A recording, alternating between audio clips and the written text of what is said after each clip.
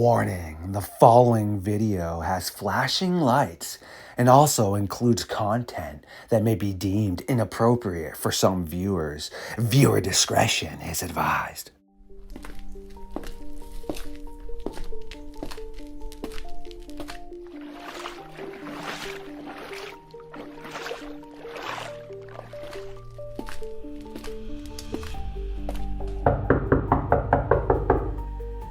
The Squatch Father, aka Al Santariga, a fellow member of the North American Dogman project, has found his way into the darkness of the Fox Den for another episode of Midnight Lycanthropy here on LordeStarfox Radio. Yet please, I really do need to feed.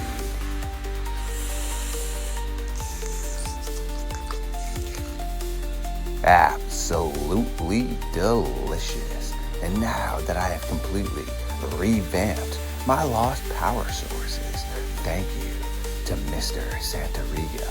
It is once again time for the Squatch Father and myself to take a walk into the madness known as the Dogman.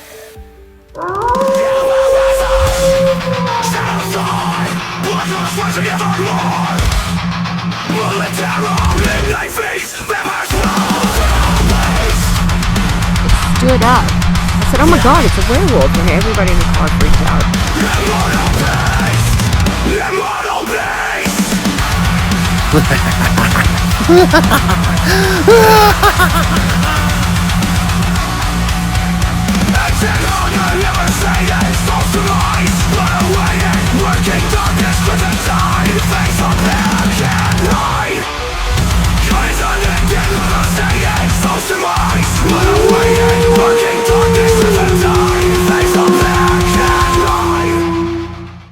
My creatures of the night, yes, once again, it is Midnight Lycanthropy time here on LordeStarfox Radio.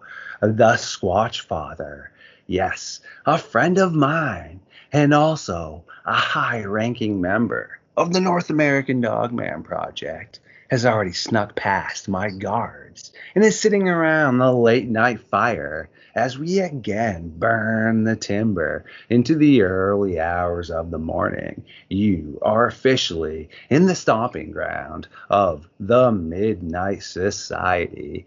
Al, a.k.a. the Squatch Father. How you doing, my guy? Hey, Kenny. How you doing, brother? I'm good, man. Thank you for inviting me on. I greatly appreciate it. Really do. Appreciate you, my friend. You're always welcomed here. You got an open door, as my co-host Miss Jessica Jones always says. Definitely just let me know when you get some time. We'll always get you scheduled, my friend. I know you're super busy, but there's always time for friends, for sure, man. Oh, thank you very much, brother. Excellent. And Jessica Jones is your co-host? Yeah, Jessica, well, you are as well, but yes, she is one of my bi-weekly co-hosts here on Midnight Lycanthropy. It's absolutely legendary. Awesome. I love Jessica. She's a sweetheart. Yes, she is. She is one of my high up ranking members here with some of the clout, which is great. But yeah, no, she and many others like Steve Stockton and everybody from the Midnight Society. I would be sitting here probably for 10 minutes trying to name everybody off. If you come on here, I love every single one of you, from Barb Hartman to, like I said, everybody. Phil from Dogman TP Hunting, my science team. I love everybody. Any of those people that you see that consistently come on here. Some are monthly, some are weekly, times two, like Brian Barber. But yeah, no, you're always welcome, man. Oh, very cool. It's funny you mentioned Barb. I just called her the other day. Just had a conversation with her the other day. Yes. Yeah. She's awesome. She is like a fill-in mom for me now, pretty much ever since, my mom, isn't around anymore. Rest in peace, Mom. But yeah, it's great stuff. She's always checking in on me, and brilliant mind out there on the West Coast. Very, very cool. Very cool. So I sent you some videos tonight, some UFO videos. So we guess we could start there. I don't know if you had a chance to check any of them out. Of course I did, my friend. Even though I'm super busy, I was churning through those before we linked up. Actually, before I forget, send me a mini bio of yourself because I just made a cool cartoon of you on my art tablet, which is pretty lit. Okay. And I try to do that for all my hosts that come on, consistently and stuff. If someone's just going to make a one-time appearance, I'll just put up one of their normal, images with a bio. But if someone's on here more than once, I like to draw a little cartoon of them. Yes, man. So we'll get that up for you too. But before you dive into all that, Okay. you just give the audience a little bit of a set of who you are, how you kind of got in with the NADP, and where you rank with us, my friend. Okay. Yeah, my name's Alciano Riga. My brother, my mom was a psychic, and my brother was one of the first parapsychologists in the United States. So paranormal was normal in my house. My aunt was a white witch. I had a cousin who was a white witch and a cousin who was a black witch. And my family did a lot of seances and tarot card readings and stuff like that, so that's how, I got into it. I just was born into it. I seen my first ghost when I was 5. It was an image of my grandmother who passed away, and I took her room. And for the first week, she would come in every night and tuck me in for the first week that she was gone. And, so the paranormal is normal to me. The NADP, yeah, I'm a Region 3 director. Started off as New York State director. And then when we had the fallout with Nick and all of that nonsense, Jody asked me if I would do Region 3. And I said, absolutely, of course I would. And that's who I am and where I'm at. Excellent stuff right there, my friends. Yes, you hear that? You can check out what Al is up to. Definitely in his Facebook groups. He does make appearances everywhere on YouTube when he can, but he does not have his own podcast. So I will not be able to directly put up a link per se to his YouTube, but I will have a link of his NADP page up in the description. Also, type in his name in the good old search bar, and yes, somewhere in the algorithm, you will find the Squatch Father kicking around, or you can check out our previous content down below. Sounds like you're staying busy, man. Great stuff. Actually, the winter would, you know how cold the winters are up in the Northeast, and this winter has been the coldest one in 20 years. So I haven't had a chance to get out much, even like ghost hunting. Now that I'm working security, I'm getting up at 4 o'clock in the morning, so I don't have a chance to go and hang out at night and stuff like I used to. But I'm planning on getting back into that again. I'm just doing it on my days off, yeah, I got some plans coming up this summer with Chris Reinhardt from Discover Sasquatch. He's out of the Berkshire Mountains, and he's putting together a documentary called Real American Monsters. And we're going to film up at his location, Squatches. Then I'm going to bring him down here to my Dogman location. And then I'm going to take him to a haunted hotel where we're going to spend the night and film in the hotel. And this place is off the charts crazy. So he wants to start getting into more than just Bigfoot. And, he wants to expand his horizon and stuff. And so he's coming out with this documentary. And, he asked me to be a part of it. I said, sure. I don't really want to be in it, but I'll do whatever he asked me to do because he's a friend of mine. And, so we got that on the back burner. And like I said, I try to get out. I got 5 Bigfoot locations down here in New York State that I work. I usually in October I go to the one I call the Sacred Site, and I do most of my research there at the Sacred Site at this point because it's the only place really I can leave my car all night without getting it towed or ticketed or anything. You know what I mean? So because it's off the Appalachian Trail, and I could park at the trailhead, and they'll leave the car alone. Don't have to worry with the cops doing anything to it. But this year, this October, I got invited to do the Western Connecticut UFO conference. So I went over to Danbury, Connecticut, where the conference was, and I did my thing and hung out with some of the the celebrities there, you know. And then right after that, I came home. That was in the middle of October, and at the end of October, and this is the way it started, and it was really, really weird. My wife, who's not into any of this stuff, okay, she likes the ghost. She likes the ghost hunting, but just private, me and her, not in groups. As a matter of fact, I'm taking her up to Salem this year for her birthday in October, and we're gonna do the Salem things, you know, Salem, Massachusetts, and we're gonna do the Salem thing this year for her birthday.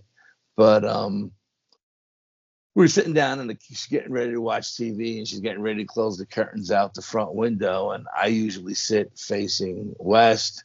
She usually sits facing south. And she sees this star, for lack of a better definition, glowing in the sky. It's like this yellowish star, but it's really big and it's really low. And she says to me, "Hey, babe, what do you think this is?" So I came out and I looked at it. I came over and I looked at it because I couldn't see from where I was sitting. And I looked at it, you know, jokingly. I said, "It's probably Venus. It's always Venus when people see something in the sky, you know." And I said, "You know what? Let me go outside and check it out." So I went out on my deck, and I got a star app and I got a constellation app on my phone because I'm a sky watcher. In the summer, I'll sit by my fire pit, have a couple of cold ones, break out the telescope, watch the night sky. So I break out the star app and I go over and I pull up all the constellations, and it's none of the constellations. And I pull up all the planets and it's none of the planets. So now I'm intrigued. I'm like, okay, you know, and I'm filming it with the camera because the next day I'm going out squatching with my cousin Sean.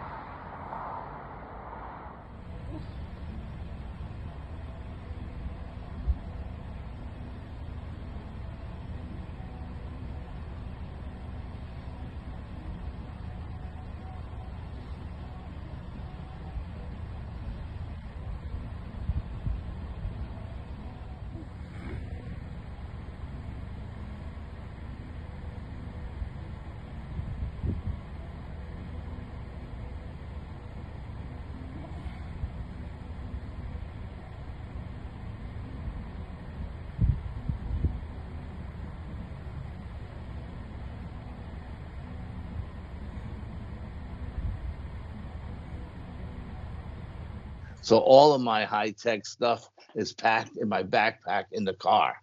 So all I got to work with is my cell phone.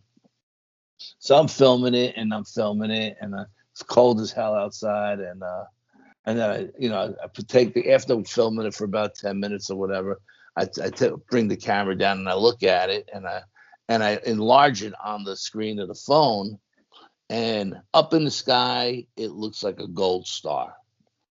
On the phone, and I know this is gonna sound stupid, but on the phone when you enlarge it, it looks like a germ underneath the microscope, spinning counterclockwise with all different colors spinning counterclockwise. It's the weirdest thing you ever did see, man. So I said, okay, this is pretty weird, you know. And then it didn't come back for a week, and then when it did come back, again, I didn't think it was going to come back, so I didn't have any of my gear ready. I filmed it again. I was filming it again with my phone. I just wanted to see if I was filming the same exact thing I filmed the week before. or if this was something totally different. So I'm filming it with my phone, and then so then I said, you know what? I got an idea. I got my tactical flashlight, and I did like a little Morse code, and it started to come in. And as soon as I picked up the phone to film some more, it backed off on me, and I was like, wow. It kind of, it's acknowledging me, man. It can see me because it backed up when I picked up the camera. So I thought that was pretty weird. And then I stopped filming. Again, it was a really cold night. And again, when I watch it on the phone and I replay it and I enlarge it, it looks like that. It looks like that germ again. And I'm saying, okay, this is definitely the same thing I seen the week before. So I said, okay, next week I'm gonna be ready for this bad boy. So the following week comes along, and I'm waiting for it to show up, and eventually it does show up. And I got my full spectrum, I got my thermal, I got my UV, my IR camera, and I got everything set up on tripods, and I got everything filming at the same time, and I'm filming with my phone as well, and I got all these cameras filming. And the one thing that blew my mind was it was in every image of light except thermal. It didn't give off any heat. It was invisible in thermal, which is like the one spectrum of light I wouldn't expect anything to be invisible in, you know? And it just blew my mind. It was there in the UV, and it was there in IR, and it was there on the cell phone, but it just wasn't there in thermal, in a thermal imager. I was like, wow, this is insane. So then I pack it all up. I got all this stuff, and then the following week comes along, and it's funny because every time I see this craft at night, it's always between the hours of 7 and 8:30. You know, well, one morning I'm getting ready to go to work, 4 o'clock in the morning, and I'm getting ready to go to work, and I walk out the front door, and I'm tired, man. I'm still sleeping basically, and I hear the little voice in my head say, "Look up." And I look up, and there it is. Now, this is the first time I've ever seen it in the morning. Okay. And I'm like, oh, I'm too tired for you, bro. And I just waved him off, you know. I was like, no, I'm too tired for you. I got no time for this nonsense this morning. And then a little voice in the back of my head said, stop. Film this. This is important. So then I stopped and I started filming. And as I was filming, the little voice in the back of my head said, ask it to acknowledge you. If it sees you, ask it to acknowledge you. So I said, if you can see me, give me a sign. And man, the thing flashed me. As soon as it heard that thought go through my head, and I said this telepathically. I'm not talking out loud to the ether. I'm saying it telepathically, and it heard my thought, and it flashed me. And when it flashed me, my adrenaline went through the roof, bro. I couldn't get to work fast enough. I got to work, called on my partner, said, come here, you got to check this out. And what I thought was a flash was actually this craft expanding 10 to 20 times its normal size and then shrinking back down to a small little point of light in the sky. And I was just blown away by that. Oh, I forgot to tell you, the third time it came around, I had broken out my high-powered goggles that I use when I go to the range. I'm using my long guns down at the range. I got high-powered goggles so I could see like 200 yards downfield. And I says to my wife, I says, here, look at this thing and tell me what it looks like to you. And she pulls up the goggles and she looks at it and she says, the thing has got tentacles hanging down. She says, it looks like a squid or something. And I grabbed the binoculars out of her hand, like, what are you talking about? Because I'm looking at it, it looks like a gold star to me, you know? And so I pull up the high-powered binoculars, and I look at them through my high-powered binoculars, and now these tentacles that were hanging straight down from my wife are waving to the west. They're vertical, waving to the west. No, they're horizontal, waving to the west. And I was like, holy crap, this thing has got tentacles, and they're pointed to the west, and they're not hanging straight down. And it was like the craziest thing, because every time you looked at this through a different spectrum of light, it kind of changed. The image changed, and it was just so strange. So then the last time it comes around, like the fifth time, and this is gonna sound weird too, bro, but I was swearing a stack of Bibles. I'm looking at this. It shows up again one night, right? Like around 7:30, 8 o'clock, something like that. And I'm looking at it, and I'm not filming it this time. I'm like, no, man. How many times am I going to film the same thing? You know, you're there. Whatever you want to do, you do. But then the thought came to me: go get your high-powered flashlight. I got a 1500 luma flashlight that lights up the sky, lights up the backyard like daytime. I said, and do a Morse code and see what happens. So I got this 1500 luma flashlight doing an SOS, and I got this flashing right on the craft. And I'm not moving it, and the craft is not moving it, and this thing is aiming right. And there's no way this craft does not see this 1500 luma flashlight. And I'm watching it, and it's looking at me, and it's going on for like 10 minutes. Then all of a sudden, I don't know where this came from. I don't know what happened. All of a sudden, the craft is not there anymore. And a Cessna airplane comes flying out from where the craft was. Now, if you know anything about Cessnas, we have a small airport up here not far from me that are filled with Cessnas. If you know anything about them, you can hear them from miles away. Dude, they sound like crop dusters, okay? Well, I didn't hear this thing until the UFO disappeared, and it came right out towards me. But I still have that 1500 luma flashlight pointed at the cockpit of this plane. And this plane flies over my house, and it flies northeast like it's going to Boston or something, right?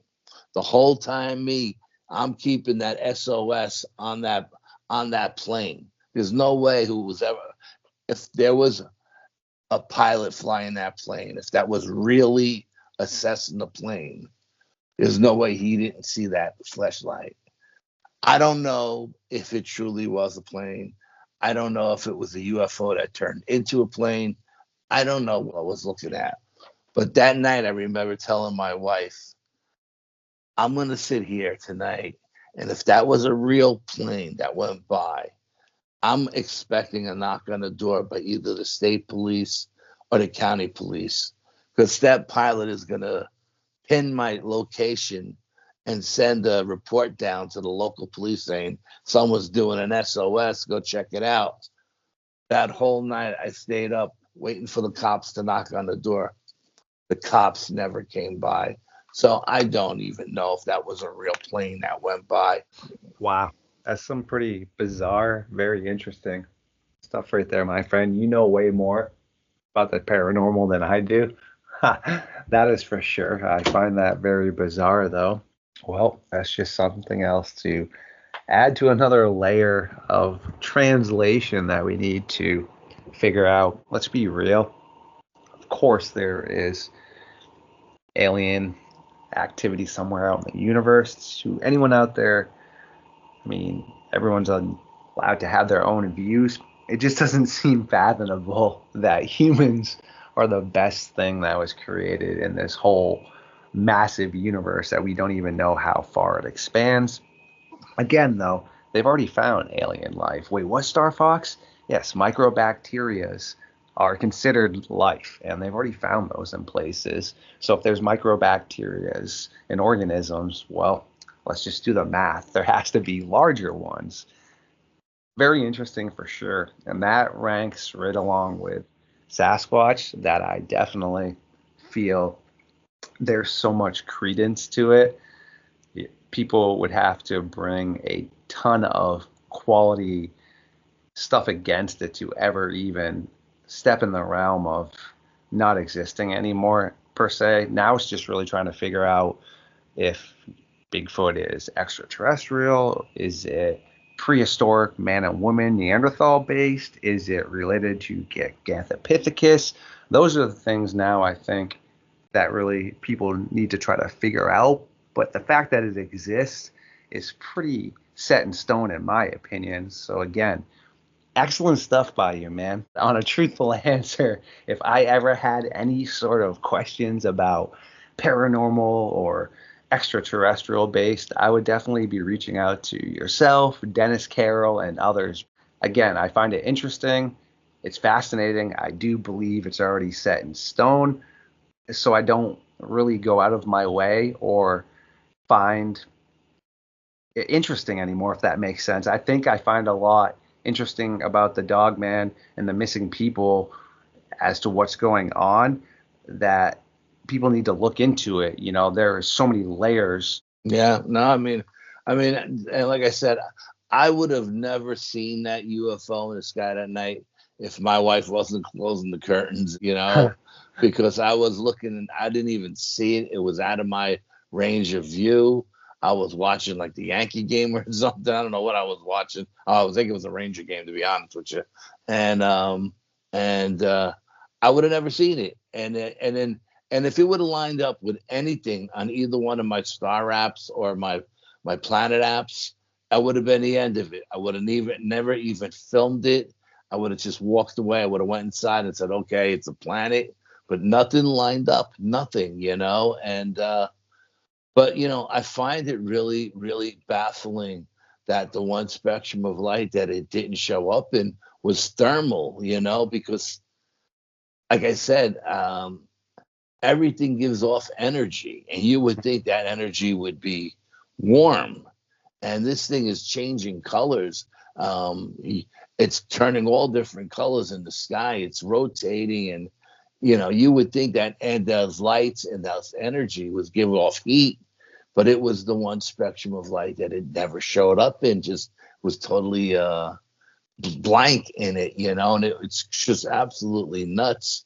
And and then you know what else I noticed? I started doing a lot of when I go on in the investigations, and it doesn't matter if I'm doing ghost, Bigfoot, Dogman, UFO, whatever I'm doing. Brian was up for the summer, and we went to these ancient stone chambers. We have these ancient stone chambers. They're like the ones you have up in New Hampshire, right? And we were in a chamber, and I was doing all kinds of stuff. Like, I was doing a lot of old school stuff with dowsing rods and compasses and quartz crystal pendulums and stuff, And at one point, and we were getting a lot of success with the old school stuff. But at one point, the thought came to me, tie the quartz crystal pendulum to the camera's tripod so that it's just hanging. Put it in the center of this chamber. Step outside, film it with the camera, and ask it to do stuff, but ask it telepathically. And I swear to God, Brian was there, and we had another guest with us. And I asked that thing. I told him, this is what I'm going to say. I'm going to say it in my head. And I said, okay, if you can hear my thoughts, swing left and right. And it swung left and right. And then I said, okay, if you can hear my thoughts, stop. And it stopped. And every command I gave it telepathically, it did. So whatever we were dealing with, and I don't know if it was ghost or interdimensional, I don't know. But whatever it was, just like the UFO, heard my telepathic thoughts. And this is a road I'm starting to go down now with all my investigations. You know, it was mind-boggling. I thought it was the first time I ever thought to do it, and not in a million years that I expect anything to happen to the quartz crystal pendulum. Because I'm not saying a command out loud; I'm saying it in my head. Just crazy stuff, man. Yikes. That is some very bizarre stuff right there for sure. How much of a nerd I am. Have you ever seen True Blood? That reminds me of like Sookie, how she can just hear everybody's, Thoughts? thoughts. Yeah, or telepathically speak to certain individuals minus the vampires. So no, just like I said, because of how much a nerd I am. And I'm on season 6 or 7. That's just what popped into my head when you said that. I was like, yo, Sookie power. I'm just telling you, man, it's something that I know. I got a lot of friends who do a lot of different things. I got like my ghost hunting friends. It's just ghost hunts. My cryptid friends are just cryptid, and my ghost friends do ghosts. I mean UFOs. Me, I've always did all of it. For some reason, I always incorporated it all into one big family. And I've always investigated all of the above. But I never started I do a lot of stuff with frequencies and vibration and stuff like that. A lot of elemental stuff like readings, natural readings and stuff with meters and stuff, and how certain things change the environmental readings and stuff. Every time you incorporate something on that meter chart, I got 250 different meter readings I use, and every time I incorporate something in, something changes on those readings. But now I'm starting to incorporate mental telepathy, and it's crazy how whatever we're dealing with, doesn't matter what we're doing, whether it's ghosts, cryptids, or UFOs, they can hear our thoughts telepathically. And this is just blowing my mind. Every time I think I've hit the wall and I'm not going to find anything new, a thought comes to my head and I do it and it blows my mind. You know what I mean? It's just crazy. It's what God's like, okay, I've done everything I think I could do. Like, I got a friend of mine who's like, I think I'm done with Bigfoot. I think I've done it for 10 years. I think I can't do anything else with it. And I'm telling him, don't walk away now, bro.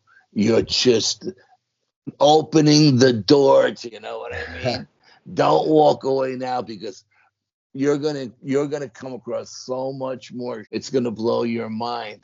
But he thinks he's done, so there's no talking to him. And I was like, oh, he's walking away at the wrong time, But it is what it is. But every time I think there's nothing else to find out, something else happens and it blows my mind. It's just, I find it mind-boggling. It keeps me going, and this is why I love being a researcher and investigator. And that's why I don't do podcasts. I got no time for podcasts. I tried the podcast thing, man. It sucked up all of my time. I couldn't get out in the field anymore. I couldn't get out in the field anymore, and I was freaking out, because that's where I'm happiest, when I'm out in the field investigating. So I said, you know what? I'm just going to investigate, because that's what I want to. That's where I want to be. That's where I'm happiest. And let everybody else do the podcast stuff. And if they want to have me on and hear what I experienced, fine. If they don't, that's fine too, because I just keep everything I learned to myself. You know what I mean? And I put it in a journal, and one day when I'm done, I'll hand it off to somebody. Yeah. No, but that's stuff, man.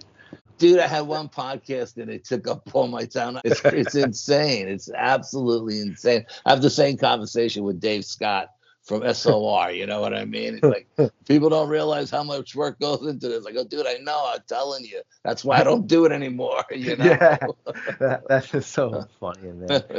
Excellent stuff, bro. You also have two sets of pictures here that you wanted to talk about that looks like a squatch nest, and also you have another video here where it says, I believe, a bear squatch ran through that area, and then afterwards, following this, you have some pretty cool meter readings. Would you like to touch base on those before we tie it up with your vocalizations you have too? Absolutely. So I had telepathic communications with a white Sasquatch who calls himself Alaric. Alaric claims to be an ancient one, a king shaman, and he came to me and showed me the sacred site where I go. Now, at the sacred site, there's a western ridge that I never go up the western ridge. I made a deal with the Sasquatches there that when I'm at the sacred site, they come down to see me, and I won't go over that western ridge because on the other side is their home range. Well, in this telepathic communication, Alaric was up on the western ridge and he was waving me up. And I was like, no, I can't go up there. I made a deal with, the clan. And he was like, no, you're with me. You can come up. And I was like, okay. So then I called my cousin Sean. I said, you want to go back out? I had a telepathic communication with Alaric.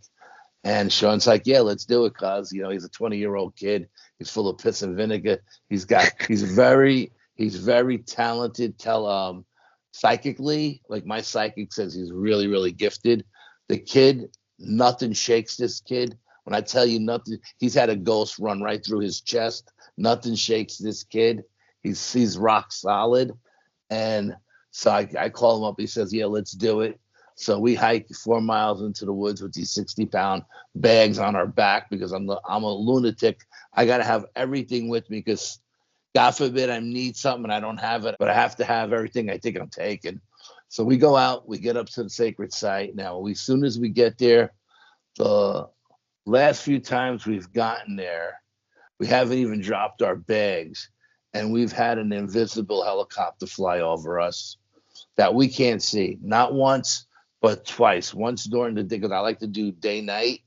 Once during the day and once at night. Now, I don't know if they has this location tagged with sensors and they know when people are up there, because to find the sacred site, you really got to know where to look for it because it's a mile up the mountain and it's on a high plateau and you can't see it from the Appalachian Trail below and there's no trail above it. You know what I mean?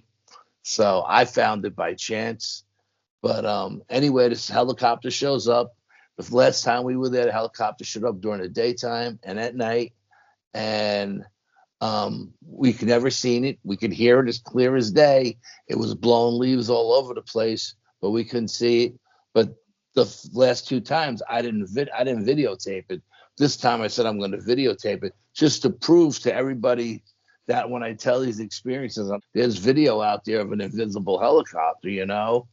And but anyway, so we film that as soon as we get there. We got a helicopter flying around us, but we can't see it. But we can hear it. Don't know where it is. Sounds like it's coming back. Now it's circling us. Maybe it's going away now. I just wanted to get that for you guys because we heard that the last time. And then again, as soon as we get there, we haven't even dropped our bags yet. And we hear a Dogman go off.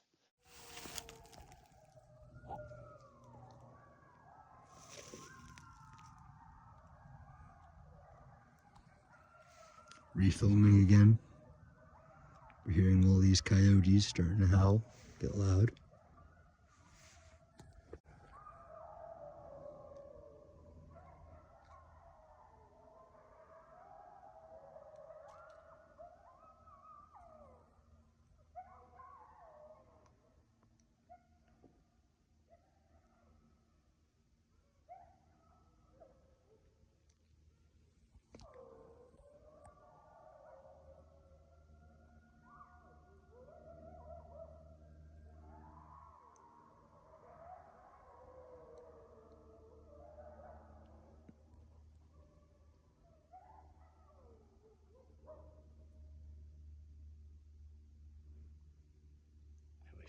That very first one.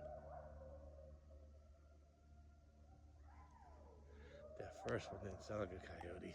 That first one didn't. No, it was big. It was way bigger. Yeah. Way bigger. Almost sounded like a wolf. Yeah, it was big. It was huge, that first one. Way bigger. Now, me and Sean are scrambling for our phones because all our gear is in the backpacks. So we scramble for our phones. He's a little quicker than me because he's younger. On his recording, you can hear the tail end of the Dogman that goes off first. Then the coyotes go insane. And then it stops, and then the coyotes go off again. And in the middle of the second round of coyotes, you can hear the Dogman going off in the middle of that. You can play that stuff later at the end. But that was crazy, crazy. Dogman, I'm like, yeah, Dogman. He never experienced the Dogman. He never seen the Dogman. So that wasn't a Dogman. So then we go up the ridge because that's where Alaric said to go. And we get up on the ridge, and to my surprise, what I thought was the peak really wasn't. The ridge went back like another 200 yards. And we're finding these giant indentations all set up along the top of the ridge, all these big holes, you know.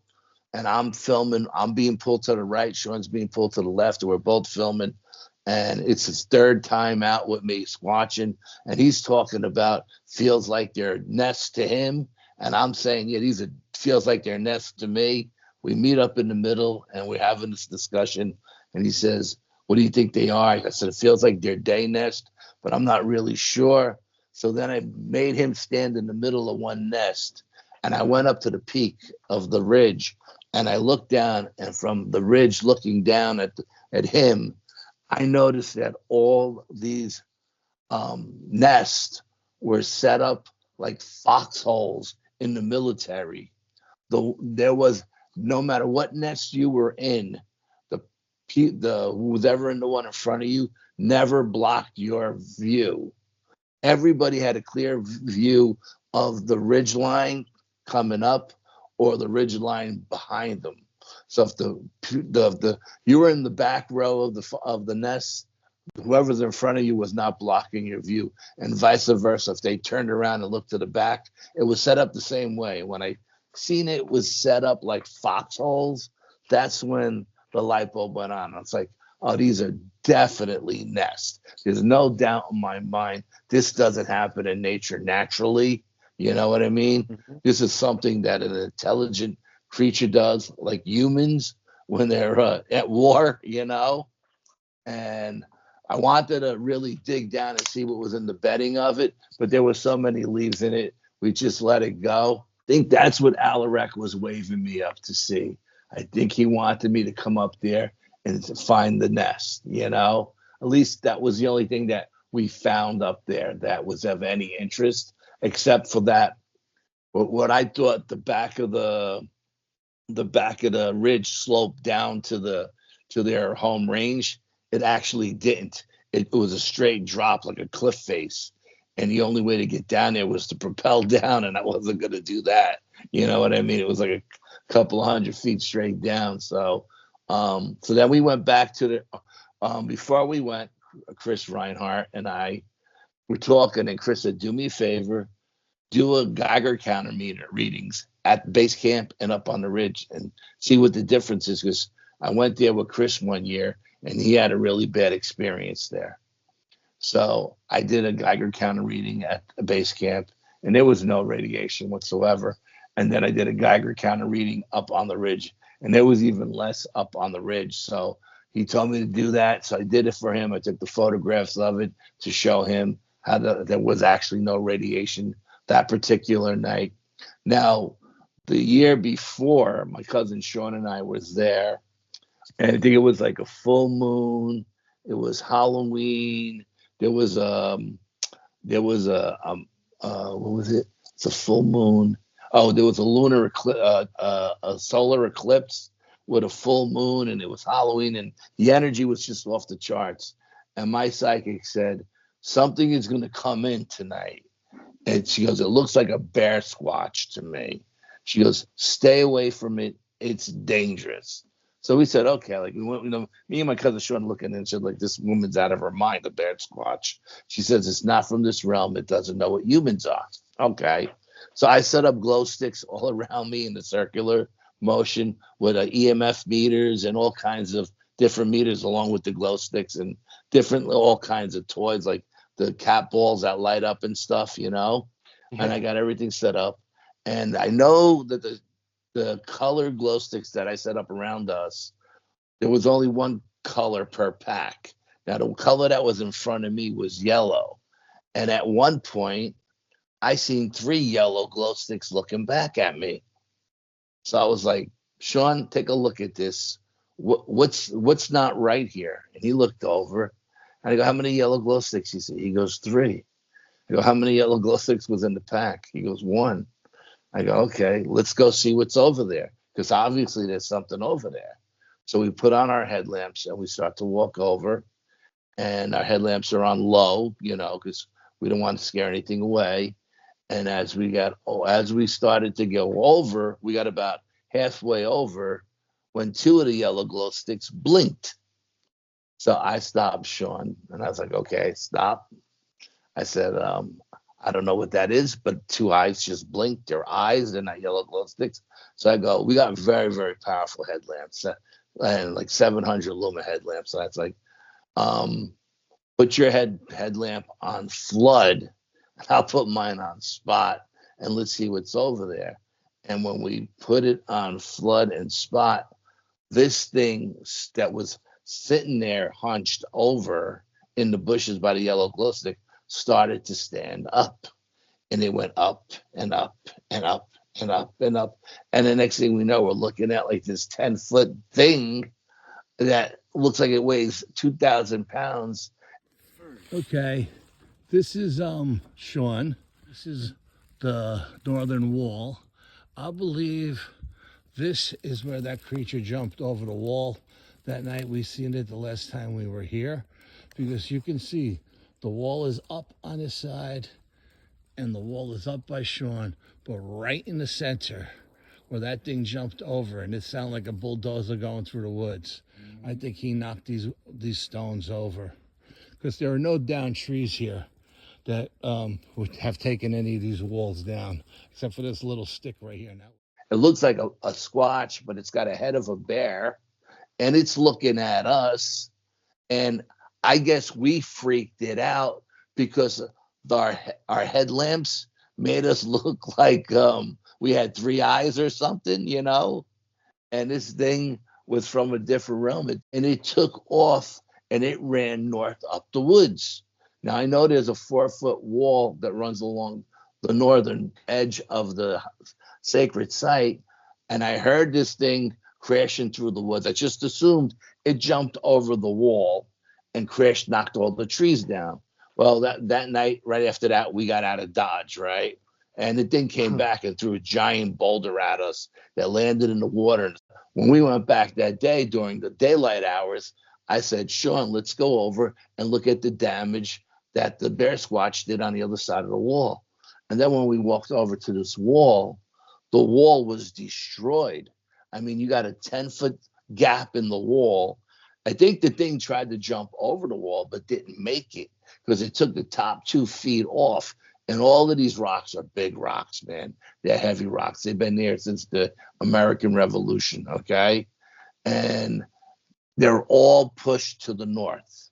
We filmed to show there's no down trees that took this wall down. This wall has been here for hundreds of years, and all these giant rocks are all pushed toward the north.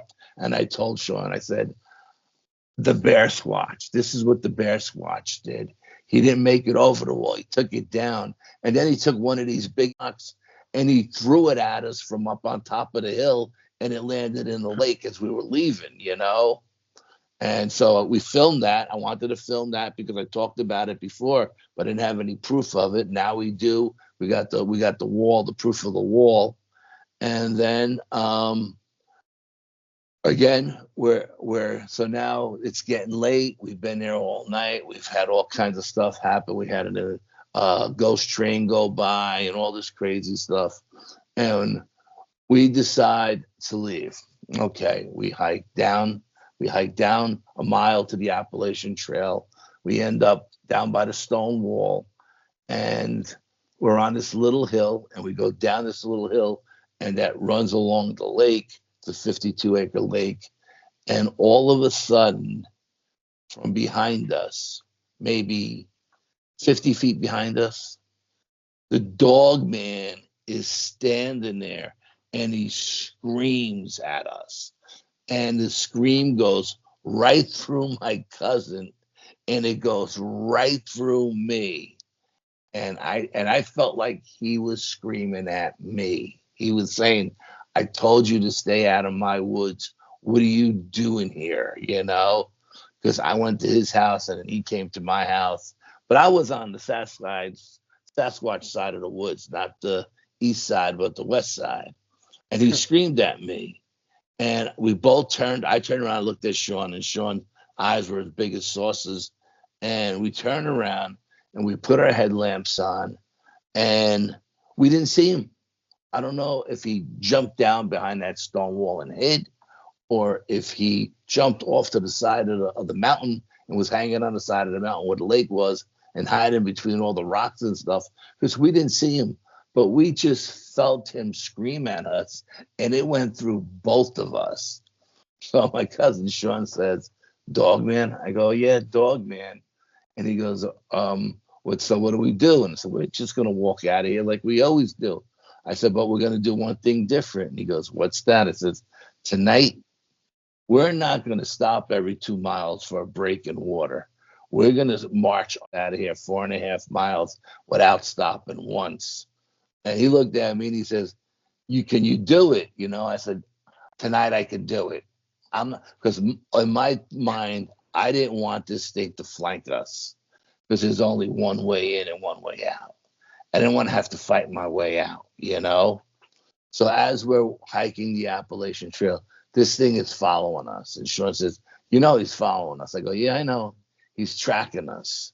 I mean, if he wanted us, he could have jumped off that little hill and took both of us down, because we're only 50 feet away. But he was tracking us out. And finally, we get off the Appalachian Trail. We get on a mining road, and we're hiking out. And now we get to the mouth of the lake, which is about 3 miles away from where we came from. And Sean says, "I don't think the Dogman's following us anymore." And I said, "No, I don't think so either. I feel like he left, but I'm not sure he didn't flank us. So as we're walking out the mining road with our headlamps on, we go about a quarter of a mile, and I see yellow eyes at in the woods, about 100 yards in the woods. But it was tall, like it was 5 or 6 feet tall. And I stopped Sean. I go, "What do you see over there?" And he goes, "A yellow eyes." I go, "How tall you think that is?" He goes, 5, 6 feet. He goes, "If something was sitting on its haunches, that would be about right." And I go, "Yeah, that sounds about right." So I go, "Pull out your machete." So he pulls out his machete. I pull out my machete, and we start walking. And I said, "Well, if it's a deer, it's going to turn and run anyway. So let's just keep walking."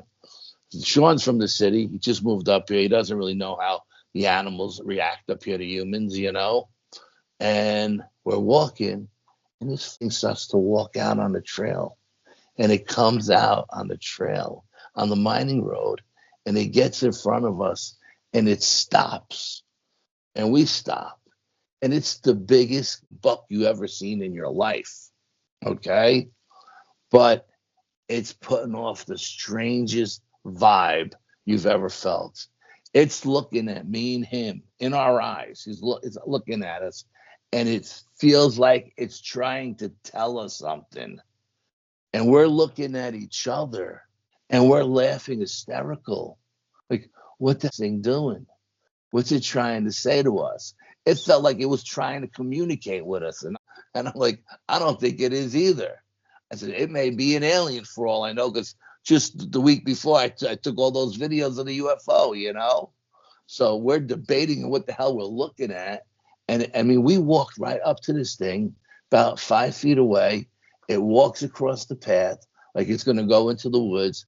It turns around, it comes back out, and it looks at us again like it's trying to communicate. And I feel like it was trying to communicate telepathically, but we were so freaked out by it that we weren't quite in the same mindset. We weren't linking up with it, you know? And it was just the freakiest thing you ever seen in your life. And to this day, I don't know what we were communicating with. We finally got to the car. We called the psychic, and the psychic said that wasn't a deer. That was a elemental from the woods, and it was there to help you get safe passage out to the car because it knew that the Dogman was tracking you guys. And I was like, it wasn't an alien. I said, I thought it may have been an alien. And the psychic said, no, it wasn't an alien. It didn't have alien energy. It had elemental energy. And it was an elemental, like a guardian of the woods. And it was just there to make sure you guys passed safely. And I was like, man, that was the craziest thing. And my cousin just like was freaking out. I mean, when I tell you we went from worrying about this thing flanking us and having to fight our way out to this thing staring us in the eyes and laughing hysterically. Like we forgot all about the Dogman. We were just laughing hysterically, like, what the going on, you know? It was crazy, bro. Absolutely crazy. Wow. I can only imagine right there. That's absolutely epic stuff. Scary, yet definitely needed to be documented. Thank you so much for sharing that with myself and everybody else here tonight. And yes, to the audience, I have all kinds of images and videos that the Squash Father did send for me to show everybody. So yes, this is some good stuff. You won't just see art, you're going to actually see some of the things as he walks through them. Yet, as we are tying this up, my friend, is there anything else you'd like to touch base on tonight before I let you get going? No, I think you know that's it. That's it. I think we touched base on just about everything that I've been up to. You know what I mean? I mean, I got some haunted stuff going on at my job, and all of the nurses and everything that I work with, and the counselors are all freaking out. But you know, we just it's just a daily stuff that happens, and you know, we're not really sure if it's because the property was built over an ancient cemetery, or if it was past patients that are coming back to visit the nurses and the counselors and stuff. Not really sure yet what's going on, but we got some weird stuff going on at work. Well, sounds like they're going to be keeping you busy as well. Yeah, to Yeah. the audience, you heard that. The Squatch Father is a very busy guy. And luckily for me, he has other monsters and cryptids to hunt, besides putting a stake right through my good old ticker. Yet, no worries. We will have Al back in the Fox Den sooner than later. And previously mentioned in the earlier part of the episode, you can check out our playlist where I believe this is episode dose of the Squatch Father and myself. If you want more than that, guess what? You're going to have a link to his good old Facebook group. And then your third option is see the good old search bar? Well, boom, put in Al's name and you will find all kinds of amazing things. Yet, until next time, this will be the conclusion of the meeting of the Midnight Society. It is the early hours of the morning, and unfortunately for me, if I do fear anything, it is the sunlight. Thanks for hanging out tonight, man. I appreciate you. Yeah, no. Thank you, bro. Thank you for inviting me on. Absolutely, bro. Thank you.